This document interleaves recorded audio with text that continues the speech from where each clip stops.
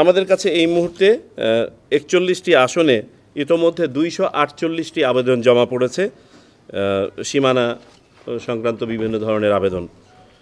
তো এগুলো নিষ্পত্তি করার জন্য আমরা অপেক্ষা করছি যে সীমানা নির্ধারণী সংক্রান্ত কী ধরনের সিদ্ধান্ত আসে। সংস্কার কমিশনের ইয়েতেও একটা সুপারিশ আছে, আমাদেরকে অপেক্ষা করতে হবে। তবে এই আবেদনগুলো আমাদের কাছে পেন্ডিং আছে, জাস্ট আপনাদের অবগতির জন্য। নেক্সট বিষয় যেটা আমরা আলোচনা করেছি, বিভিন্ন দেশে আমাদের প্রবাসী বাংলাদেশিদের দূতাবাসের মাধ্যমে ভোটার নিবন্ধন কার্যক্রমের শর্ত, পদ্ধতি এবং সীমাবদ্ধতা ইত্যাদি নিয়ে পর্যালোচনা করেছি। আমরা সিদ্ধান্ত নিয়েছি যে এটাকে আরও কিভাবে সহজীকরণ করা যায়।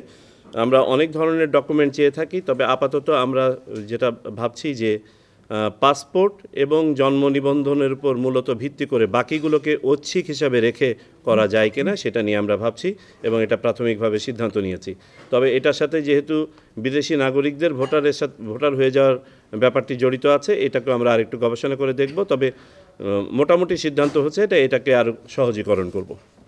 নেক্সট পয়েন্ট যেটা আমরা আলোচনা করেছি, নির্বাচন পর্যবেক্ষণ নীতিমালা 2023 এবং guidelines for international election observers and media, foreign media, এটা সংশ্লিষ্ট কমিটিতে পর্যালোচনার জন্য পাঠানো হয়েছে। আপনারা জানেন সাধারণত পর্যবেক্ষকরা 5 বছর মেয়াদি হয়ে থাকেন, নিবন্ধিত হয়ে থাকেন, মানে considering one election after the other.